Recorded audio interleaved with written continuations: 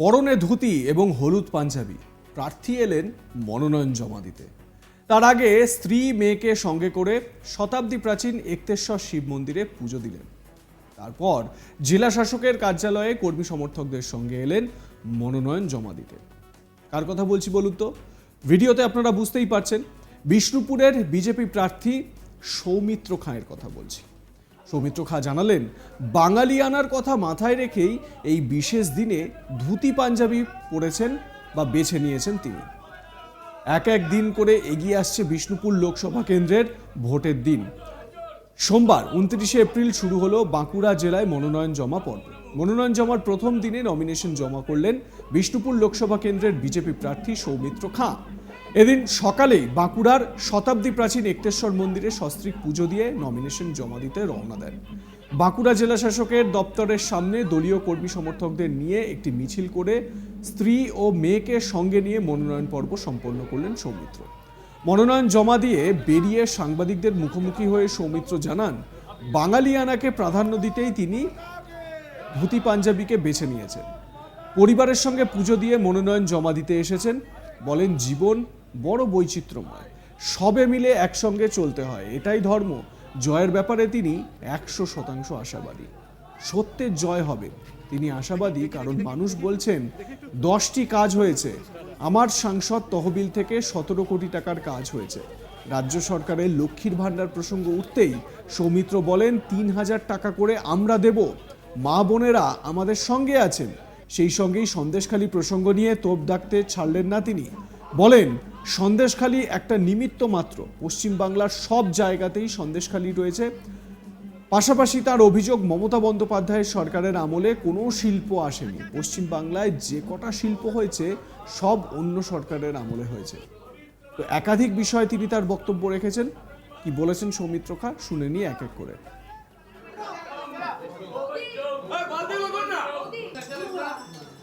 একজন বাঙালিয়ানা যে আমাদের ধুতি, যে আমাদের প্রধান পরিচ্ছদ ছিল, প্রধান যে পোশাক ছিল, সেটা পরে এসে নিজের স্মৃতিচারণ করছি। আর গীতা হচ্ছে সত্যের জয়ের সাথে সবসময় আছে। যে কোনো যুদ্ধই হোক, গীতা সবসময় বলে যে সত্যের সাথে। তাই আমাদের ভারতীয় জনতা পার্টি সত্যের সাথে ভারতবর্ষের কাজ করে চলেছেন। আমাদের দেশের প্রধানমন্ত্রী সত্যের সাথে কাজ করে চলেছেন। তাই গীতাকে প্রণাম করে আজকে নমিনেশন করতে এসেছি আমরা।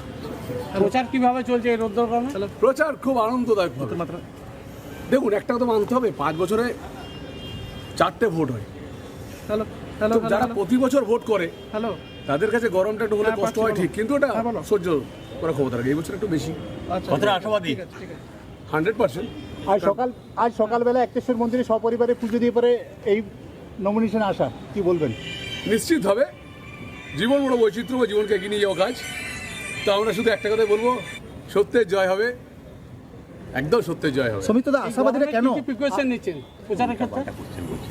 ওআরএস আর রাস্তার যে কোনো জলই খাচ্ছি, পরিষ্কার কথা। সমিতদা, আপনার যে আশাবাদীরা কেন এতটা? কেন আপনাকে বিষ্ণুপুরের মানুষ ভোট দেবে?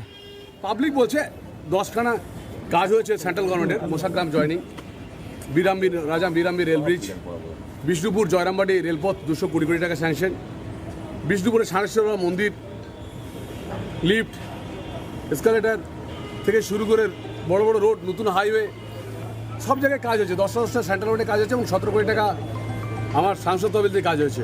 মানুষের সঙ্গে দেখেছি, তাই আশাবাদী। বলছে লক্ষ্মী ভাণ্ডারের চমকই নাকি আপনাকে বিরোধী রয়েছে। এইটা একটা বলি, মা লক্ষ্মীকে আমরা প্রণাম করি। মমতা দিদি লক্ষ্মী ভাণ্ডার করে সমস্ত সেলফ হেল্প গ্রুপের সমস্ত মহিলাদেরকে ঋণগ্রস্ত করে দিয়েছে। আমরা মানিকবাজারে দেখেছি, আর প্রত্যেকটা সমবায়ের থেকে সমস্ত মহিলাদের মমতা দিদি ঋণ করিয়ে দিয়েছে। এটা একটা বহুত রকম ঘেরাটোপ। এটা পরবর্তীকালে সবাই বুঝতে পারে যে কত বড় বিপদ আমরা পড়তে চলেছি। মা বোনদেরকে বলবো সতর্ক থাকবেন, কারণ নিজের ছেলে মেয়েদের রোজগার করলে কেউ 1 লাখ, কেউ 2 লাখ বেতন পাবে, সেখানে 1000 টাকা নিশ্চয়ই নেবেন। আমাদের তো লিডাররা বলেছেন যে 3000 টাকা করে আমরা অন্নপূর্ণা ভাণ্ডার দেবো।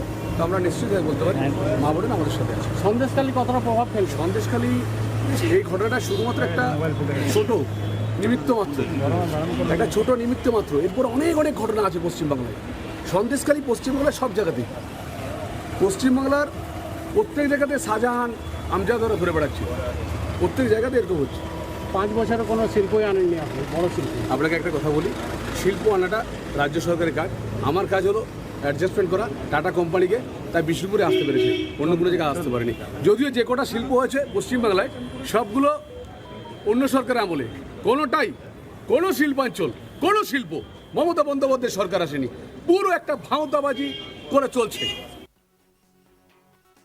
অর্থাৎ আজকে নমিনেশন দিলেন সৌমিত্র খা, ধুতি পাঞ্জাবি পরে একেবারে সস্ত্রীক, এবং কন্যাকেও সঙ্গে নিয়ে জেলা শাসকের দপ্তরে গেলেন, তার নমিনেশন ফাইল করলেন। বিষ্ণুপুর লোকসভা কেন্দ্রের যে লড়াইটা সেটা খুব ইন্টারেস্টিং হয়ে উঠেছে। তার কারণ প্রথম থেকেই এই লোকসভা কেন্দ্র একেবারে নজরে। সৌমিত্র খা তিনি বিদায়ী সাংসদ এবং তিনি কনফিডেন্ট যে তিনি যা কাজ করেছেন, তিনি বলছেন যে আমার সাংসদ তহবিলের মানে এমপি ল্যাডের যে 17 কোটি টাকা, সেই 17 কোটি টাকার কাজই নাকি তিনি করেছেন। এবারে ইন্টারেস্টিং বিষয় তখন হলো যখন মমতা বন্দ্যোপাধ্যায় বা তৃণমূল কংগ্রেস এই বিষ্ণুপুর লোকসভা কেন্দ্রে তার প্রাক্তন স্ত্রী সুজাতা মণ্ডলকে এখানে প্রার্থী করল।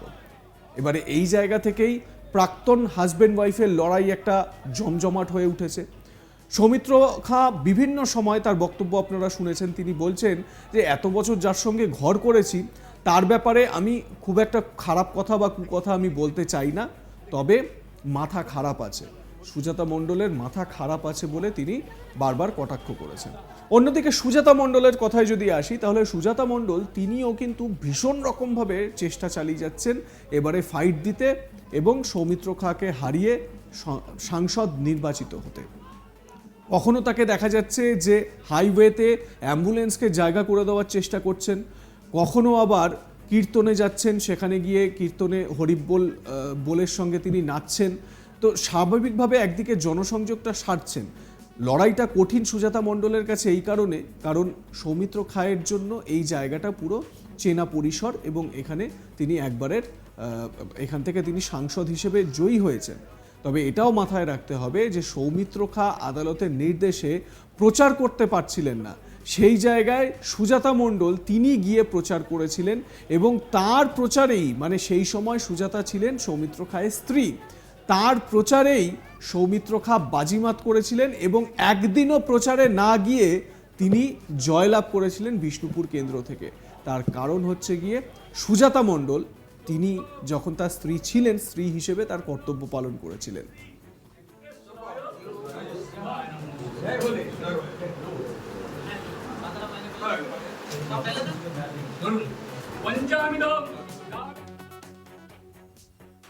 কমেন্ট সেকশনে আপনাদের মতামত জানান। দেখতে থাকুন আজ তাক বাংলার ইউটিউব চ্যানেল, সাবস্ক্রাইব করে নিন চ্যানেলটি।